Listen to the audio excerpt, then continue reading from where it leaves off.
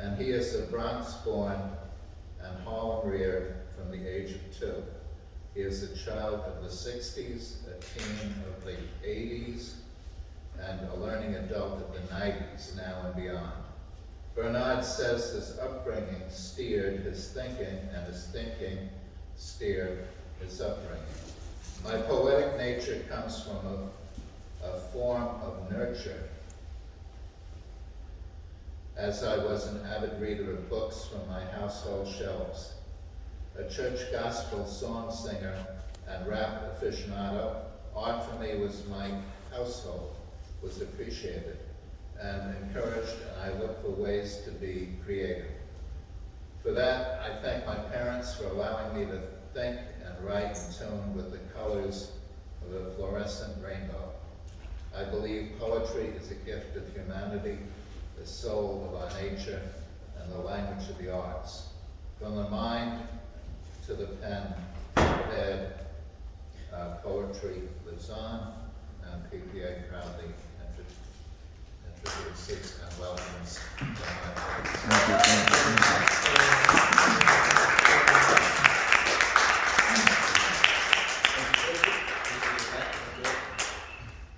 Hello, everyone.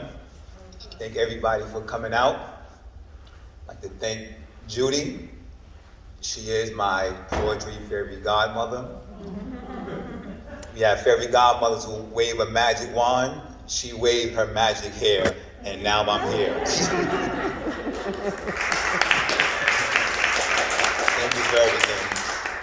I'd like to thank Ms. Mendez and Ms. Mahari for the original music score. I'd like to thank my wife, Val, for the patience, getting up early and helping me put everything together.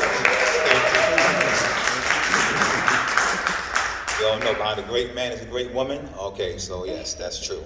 All right, all the great women out there. Okay, the first poem I'm going to read is titled, I've Had Time To.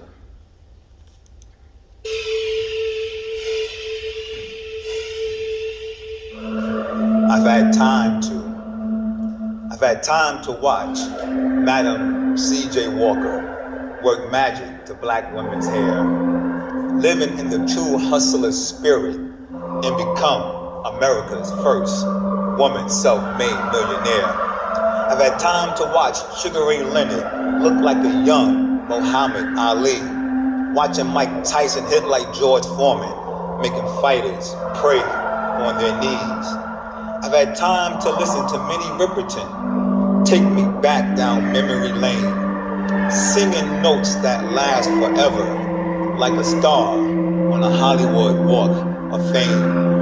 I've had time to watch Michael Jordan float effortlessly in the air, as if stepping on the notes of a Miles Davis tune, staying suspended in the air like the smoke in a cigar-filled room.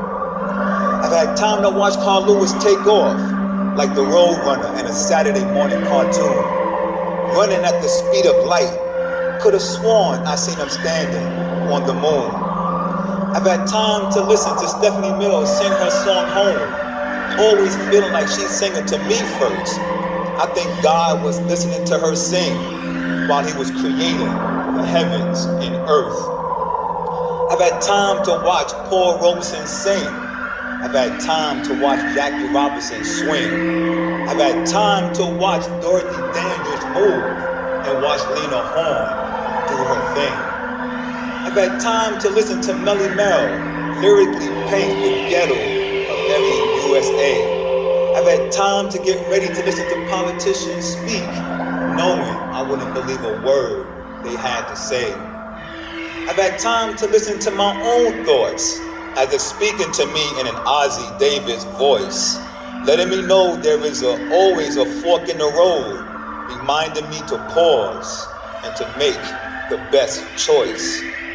I've had time to listen to Martin Luther King speak, resonating like thunder, shaking the concrete, bringing joy, pride, and strength to my soul, all the while realizing he would never live to be old. Memories of my sister and brother up in heaven, playing spades with one another. knowing he's making sure she's okay, just like a big brother. Whenever you get a second, ask yourself this question. Have you ever been changed when history and time teaches us a lesson? Remember, something as beautiful as a rose has thorns. Something as powerful as money has wrongs. When slavery was going on, they sang songs. Something as troubling as life we wish long. Watching time on my side, watching time pass me by, watching the methodical movements of the hands of time, watching time tell me it's my time to shine. Thank you.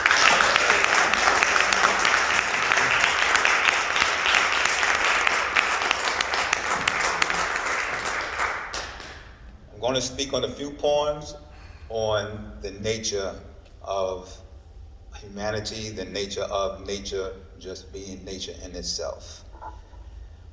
My next poem, Her Majestic Majesty. How majestic the majesty of Mother Nature. Witness the regal queen as she sits upon her throne, orchestrating the colliding sounds of wind and rain as luminous stars watch over her home.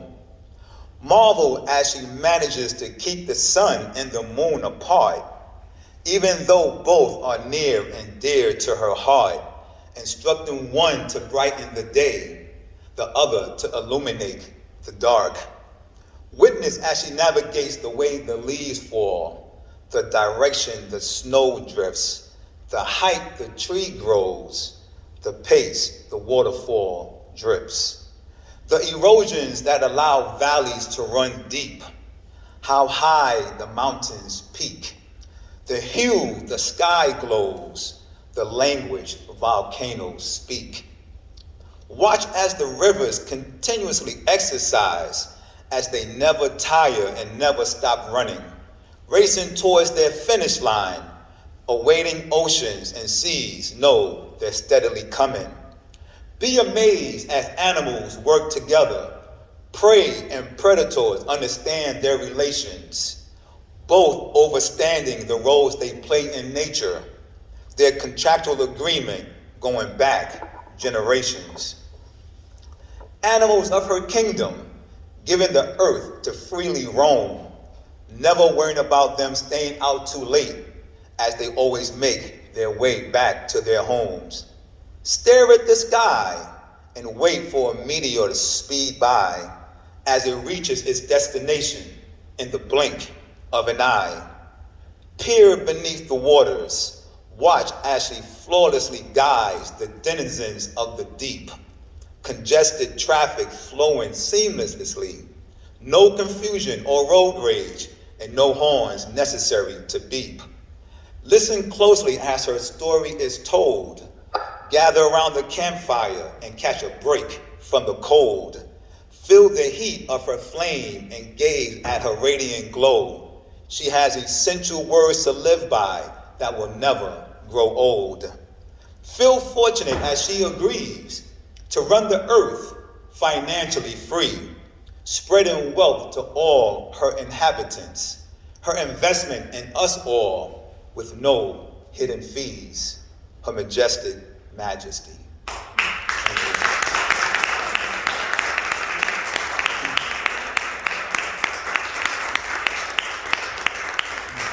Thank you very much.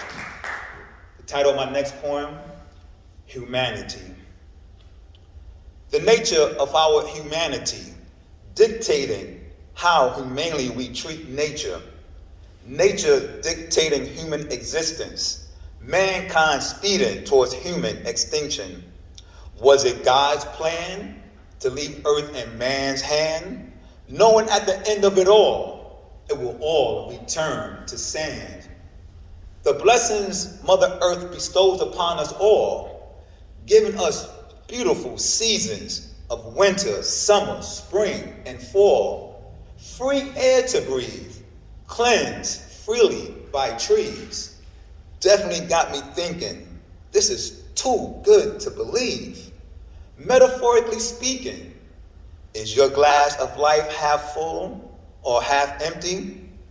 Have you secured your proverbial pot of gold, or do you see hues of gray when looking at rainbows? The outer color of our skin doesn't determine the integrity that lies within, as our quality of life isn't always determined by the battles we lose and win.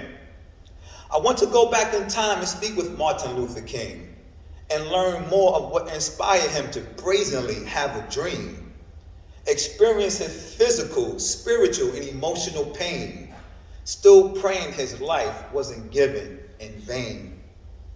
We will all merrily wear a crown of jewels. Will we be willing to wear a crown of thorns? Sacrifice longevity for the betterment of the world? Live a shorter life and have your name sung in songs? Are we really one nation under God? If so, would life for some really be that hard? Some having a clear path to walk with no haze, while others begin life crawling through a maze. Welcome to the divided states of America. Yep, that's what history teaches us. One side benefiting from continuous exploitation, the other perpetually seeking justice.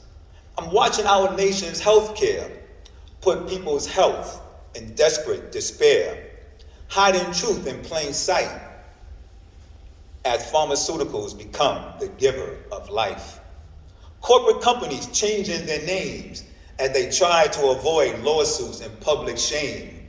The shame of it all, they have no shame as they continue to play and exceed at the Wall Street game. The struggles of life, hell-bent, I fought, studying biblical chapters, Genesis to Exodus, the creation to Revelation, from the birth to the cross. My birthday, my death day, my best day, my worst day, the wanting of relevancy, solemnly on one knee, praying for longevity. My fate, my luck, my belief, my trust, my thrills, my lust, my bones to ashes, my spirit to dust. Thank you.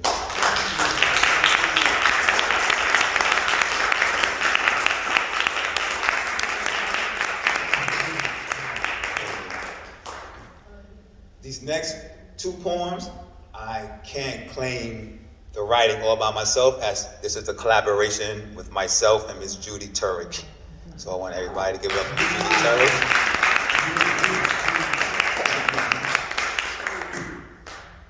The title of the first poem, Medieval Nature.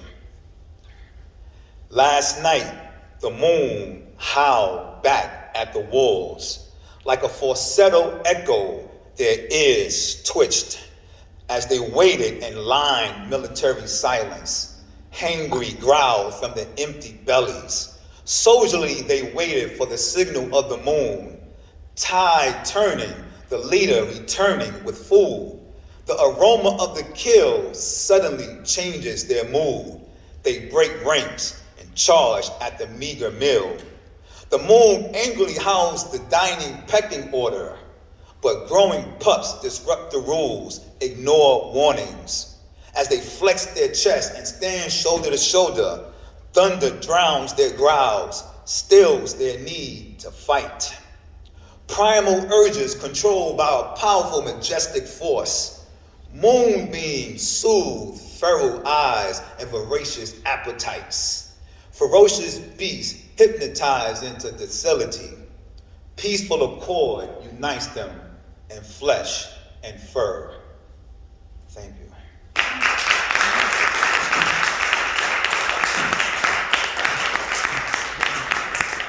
This next poem, I want everybody to please enjoy the heavenly metaphors that me and Miss Judy did together.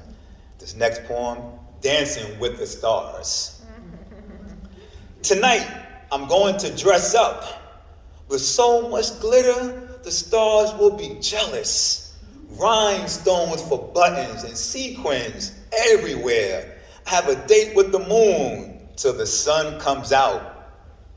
Clouds will come by, flash their silver linings. The galaxy will roll out the red carpet for royalty. I invited asteroids and space dust to join us. The constellation arrives a few light years ahead. The band is beckoning me to the celestial dance floor as I perform a smooth moonwalk to the beat of the heavens. I filled my dance card with constellations light on their feet as the planets look on with envy. Their orbits sedentary compared to my feet making lightning. All tens from the judging judges, and a bow is in order.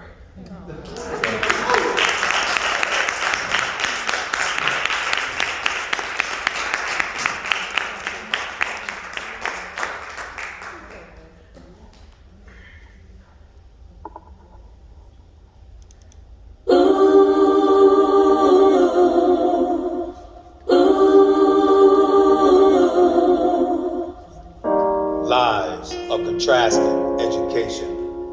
From Harlem to Howard, an education from both is empowered. From the numerous books with sheets to the streets teaching life lessons for keeps. Lessons given from teachers and moderators. Life being taught on milk crates in front of bodegas. Notes being taken on notepads and iPads. Scholars from the streets of those wearing toe tags. Studying till late at night leads to great test results. Same hours on the corner receives dirty looks and tight cuffs. 3 hours to go before the start of class. 3 friends lost their lives to the streets way too fast. Wishful parents hoping to get grant money from Pell. Saddened parents setting up GoFundMe accounts for bail. Receiving either one is a big relief. Sending one kid back to college, the other kid back to the streets. Proudly strutting down hallways with hardwood floors. Mindlessly walking down tenement hallways with graffiti walls. Walking with books worth about 50 grand. Walking past closed libraries as if vacant land. Studying subjects that's going to put you in a nice high rise. Studying cars as they slowly drive by, so you don't get caught up in the next drive-by. Going on interviews and start your career. Going to the parole board hoping it's your year. Getting the phone call saying the job for you is here. Walking out the gates, breathing in freedom and shedding a tear. Graduation day and students count their blessings. Acquittal at trial and life has delivered another lesson. Switch your tassels and throw your caps in the air. Walk out the courtroom, return to the hood and hope somebody cares. Contrast and education.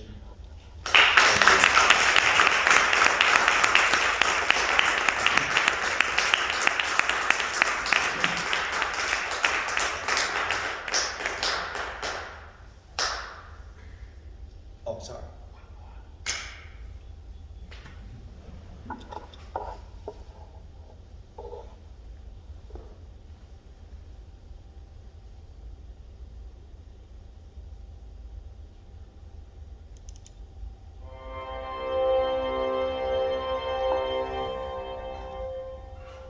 I wrote this poem with a heart that's heavy with grief, questions, and a quest to see change. The protest 2020. Protest, as they say, is the voiceless speaking and shouting out, marching for better results, demanding change come about. In our communities, we are allowed to loot, allowed to shoot. As long as it's against each other, they won't send out the troops. Our mothers of the past watched while her sons were hanged. Our mothers of today watch while her sons are introduced into games. We need all the old OGs to let the young people see that killing ourselves over colors is not what our ancestors wanted to see. Racism, sexism, police brutality, we loudly cry out. Equality for one and all, and the demand of justice, we clearly shout. I introduce a new ism to our lexicon, childism, which is children lost in our midst.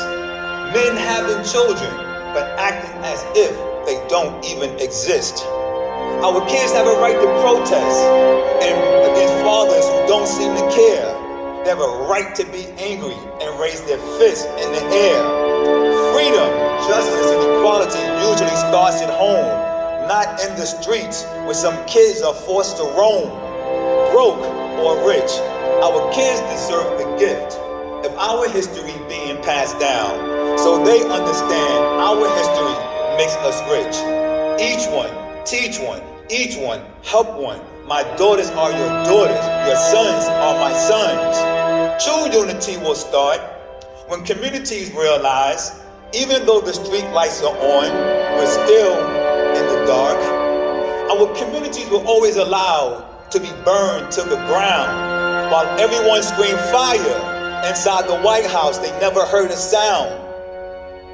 As some politicians giggle from afar, like chirping birds perched in a tree, hoping we never find a way to their nest as they look for more ways to extend their greed. I'm going to end on this note, on us all saying this oath. I will give love and leadership, and I will get out and vote the protest.